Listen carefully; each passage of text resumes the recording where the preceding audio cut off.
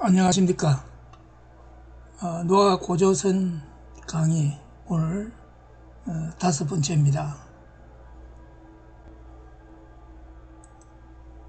오늘은 홍수가 끝나고 무지개 언약과 생육하고 번성하라 강의를 시작하겠습니다. 홍수는 노아가 600세 되는 해 2월 17일에 시작되었습니다. BC 2458년입니다. 아담이 창조되고 1656년이 되는 해입니다. 홍수가 시작되고 40일 동안 땅에는 큰 기품의 샘들이 터져 땅에서 물이 솟아올랐고 하늘의 창들이 열리면서 궁창 위에 물이 쏟아졌습니다. 지구는 물속에 잠겼습니다. 40일이 지나고 비는 그치고 150일 동안 지구는 물에 잠겨 있었습니다. 깊은 바다가 만들어지면서 물들은 바다로 모여들었습니다. 물에 떠다니던 방주는 물이 빠지면서 아라라산에 멈추었습니다. 이렇게 하여 다시 땅과 바다가 만들어졌습니다. 그동안 방주에 있던 노아와 가족들, 가축과 짐승들, 곤충들, 새들이 홍수가 일어난 다음에 BC 2457년 2월 27일에 마른 땅으로 나옵니다. 하나님께서 노아에게 방주에서 나오러 가셨습니다. 짐승들과 새들과 곤충들 모두 방주에서 나왔습니다. 1년 동안 방주에 갇혀있던 짐승들과 새들, 곤충들이 방주에서 나와서 어리둥절 하더니 그들의 본능에 따라서 새들은 공중에서 날고 짐승은 조가라 뛰면서 먹이를 찾아 나갑니다. 방주에서 나와서 둘러보니 홍수 이전의 땅이 아니었습니다. 방사가 높은 바위산이 보였고 내려다보면 현기증이 느껴지는 깊은 골짜기가 만들어졌습니다. 부드럽고 찰짓던 땅이 거칠어졌습니다. 온화한 날씨가 아니었습니다. 어떤 곳은 혹독하게 춥고 어떤 곳은 살을 태울 것 같은 햇빛이 땅을 달구었습니다. 홍수로 사람과 동물들만 멸망당한 것이 아니라 땅도 저주를 받았습니다. 창세기 6장 13절에 그들을 땅과 함께 멸하리라고 하였습니다. 홍수가 시작되었을 때 큰 기쁨의 샘들이 터지며 하늘의 창들이 열려 40주야를 비가 땅에 쏟아졌습니다.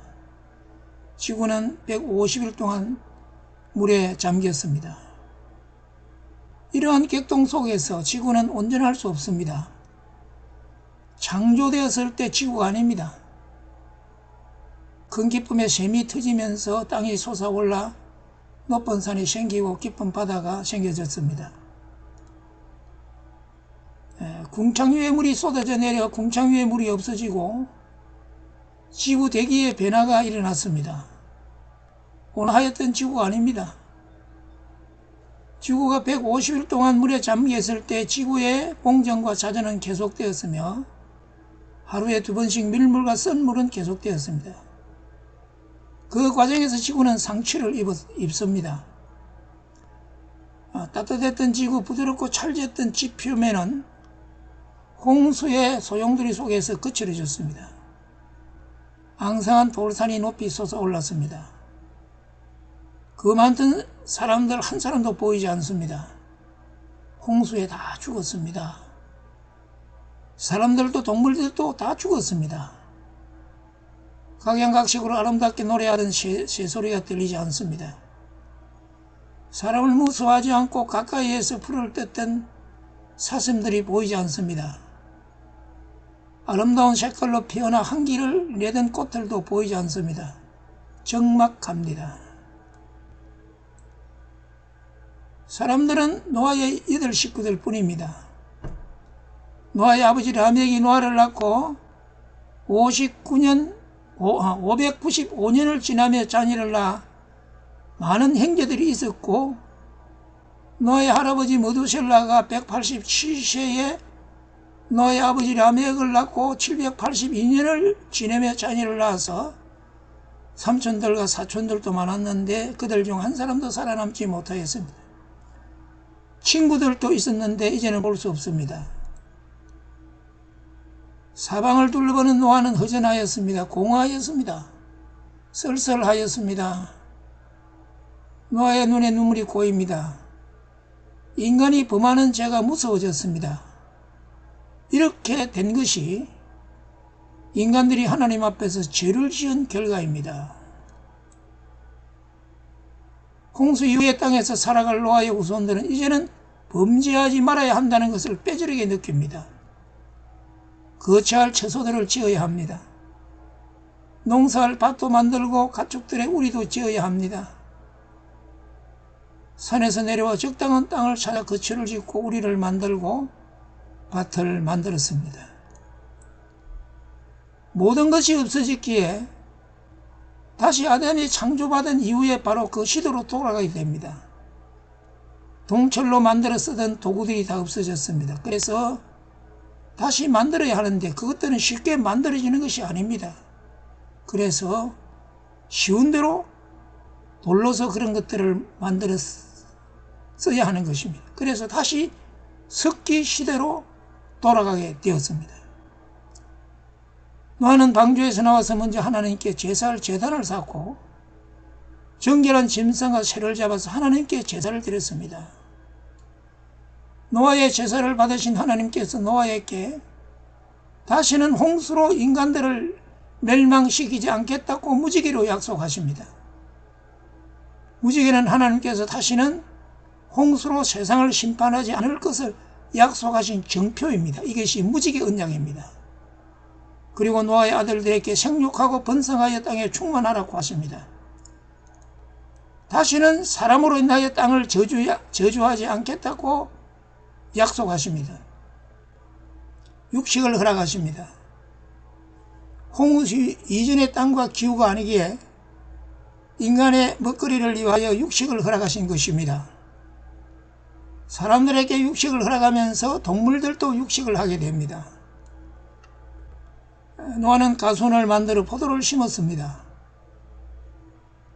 포도가 있자 포도주를 만들었습니다. 노아는 포도주를 마시고 잠들었습니다. 둘째 아들 함이 아버지 집에 가서 아버지가 벗고 있는 것을 보고 형과 동생에게 알렸고 셈과 야벳이 옷으로 아버지의 벗은 몸을 덮어주었습니다. 잠이 깬 노아는 이 사실을 알고 함의 아들 가나안을 저주합니다. 왜 가나안을 저주하였을까? 야셀의 책에 가나안이 할아버지 노아의 옷을 벗겨갔다고 했습니다. 그때 입은 노아의 옷은 하나님께서 아담에게 입혀주셨던 가죽옷이었는데 그 옷이 에녹을 거쳐 노아에게 전하여 왔습니다. 그 옷은 장자의 징표로 귀중한 의미를 지닌 옷입니다. 함의 아들 가나안이 그 옷을 벗겨간 것은 훗날 함이 장자임을 증명하기 위한 것으로 추정해 볼 수 있겠습니다. 노아는 왜 노아답지 않게 취하도록 포도주를 마셨을까? 이 사건을 이해하려면 홍수 노아의 외로움을 생각해 보아야 되겠습니다. 성경은 노아의 아내에 대해 어떤 언급도 없습니다. 야셀의 책에 노아의 아내의 이름은 나아마며 에녹의 딸로 노아보다 82세 연상이라고 합니다. 그렇다면 홍수가 끝나고 포도를 심어 포도주를 따서 포도주를 만들기까지는 3년 이상의 시간이 필요합니다. 그렇게 계산해 본다면 나아마의 나이는 686세 이상으로 추정됩니다. 노아의 아내 나아마가 세상을 떠났을 수도 있습니다. 아내 나아마도 없고 자식들은 각자 자기 가정들이 있고 노아는 혼자입니다. 곁에서 대할 사람이 없습니다. 노아는 외로워서 포도주를 가까이 했을 것입니다. 이 포도주 사건을 노아의 타락으로 보는 것은 지나치다 할 수 있겠습니다. 감사합니다. 오늘은 여기까지입니다.